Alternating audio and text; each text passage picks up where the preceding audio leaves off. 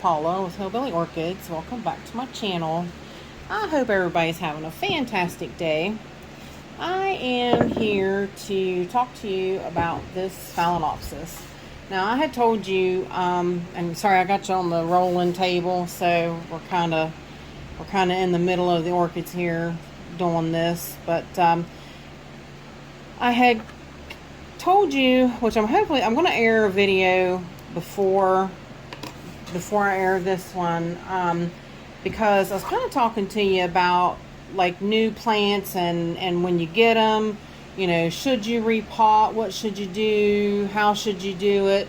You know, if you're a newbie, you don't sometimes understand or know, you know, what you should do or how you should, you know, redo things when you get new plants, because you're new, and you know, you gotta get them, you get those googly eyes for orchids and you kind of don't realize that, oh, you know, well, this might not do so well in my environment and that kind of thing, but you don't really know. You don't know until you try and you get some experience under your belt.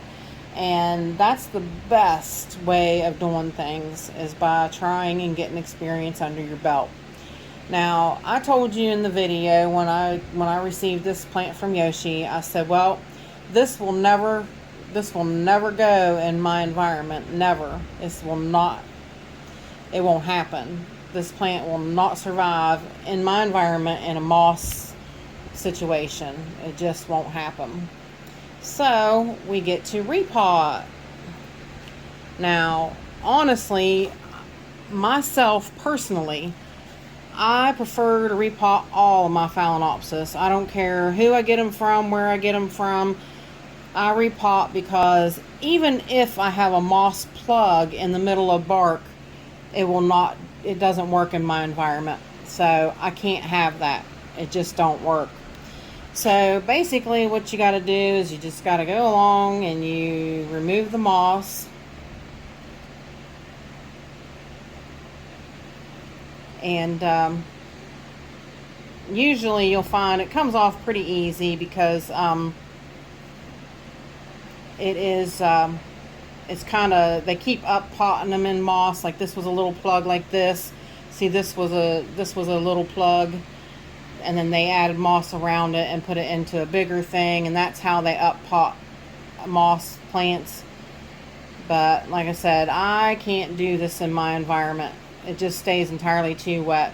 You see, this stuff is still, I could probably wring it out. I could, actually.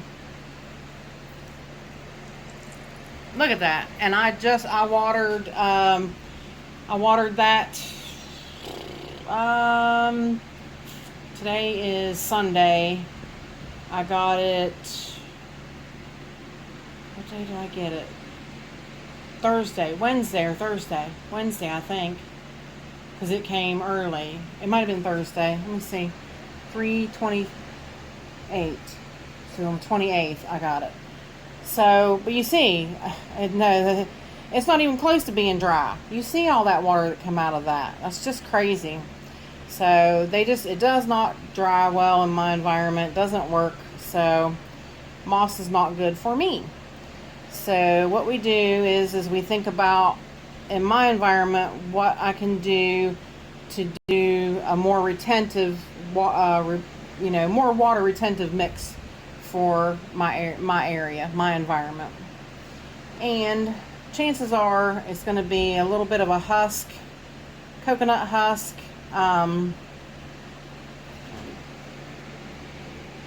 Keep forgetting that I'm probably away from you guys.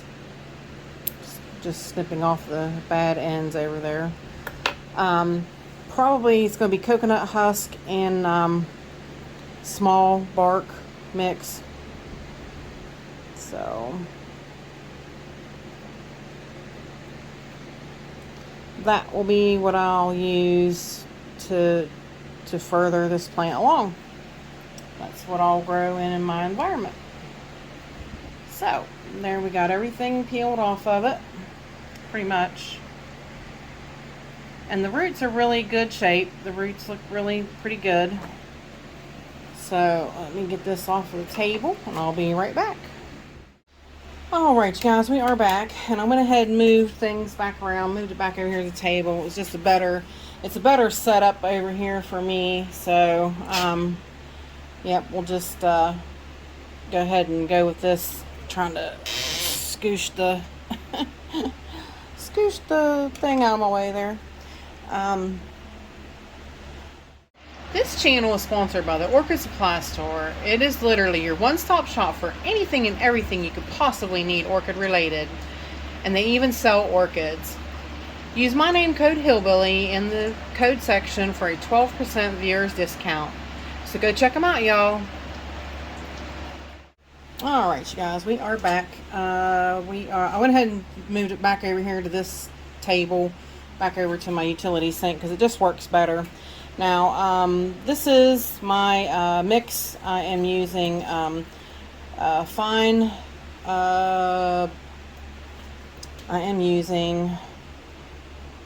Orchid Supply Store media and pots. This is a tweener. That's perfect for that little guy. Perfect. So we're using treated coconut husk chunks. We are using charcoal. Let me see. I know I can't turn the light on. It says I'm zoomed out. See if I can zoom in. Alright. We're using charcoal. We're using extra small orchiata bark and small orchiata bark and perlite, and we're using popcorn perlite. It's the bigger chunks of perlite, so it's kind of a healthy little mixture of everything. Definitely got the treated coconut husk chunks in there though for moisture, along with the small bark, because that will help hold a little moisture, because this plant is used to having a lot of moisture around it. So I don't want to let's see, zoom out a little bit more. I don't want to put it into a dry mix, because then that just means I'll have to be watering extra lot, a lot extra. So just basically, see, she's a really good fit for the tweener pot here, and just put her in the pot and fill in around her, and that's all you do. But definitely when you're when you're a newbie, you don't really realize all this things that make a difference in when you get new plants and what you should do. And I always, especially when I get them from a big box store or supermarket, I always repot, because you just don't know what they're in. And I've seen them come in dirt, regular plain old potting soil from a big box store like Lowe's. I've seen them come in cocoa coir, which I can't do cocoa coir in this environment either. Oh, absolutely not. Cocoa coir it stays wetter longer than that moss did. It's just I can't do it either. It's just too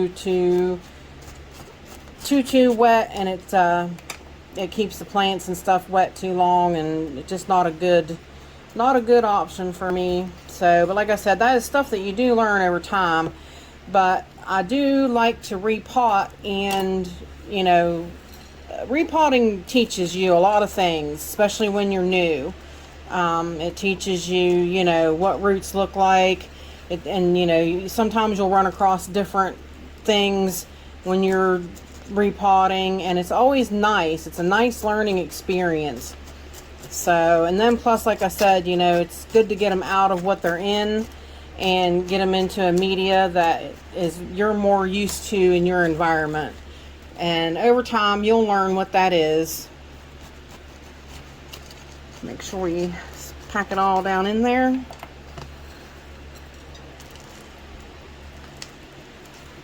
This should be a really great mix for this.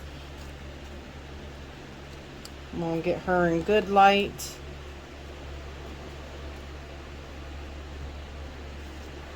I've always wanted one of these Sanderianas, and now I have one. Yay! Look around the pot and make sure all the holes are filled in. Looks good, you guys. Looks really good. But yes, all of my supplies are Orchid Supply Store supplies. And she's done repotted. See if we can scoot her down here. She has a little bit of mottling. She should be mottled, I thought. I'm going to increase her light and see if I can't really get... she's definitely got, you know, purple to her. But I'm going to see if I can pull out some of her pattern in her leaves from here on out. But maybe this is one that isn't mottled. A lot of times they look like the Schillerianas. They have the mottled. But it might be that specific kind that you get. So this one might not be one of those type Sanderianas. But there she is. And that's what you do when you repot a Phalaenopsis. It's really pretty easy. Like I said, you just it's bark, so it's going to dry out, but it's also smaller bark, so it's going to hold that water for a little bit longer than it would if it was just moss. So there you guys go. With that said, I appreciate all you beautiful, wonderful people stopping by and hanging out with me. And bye for now, y'all, till we meet again.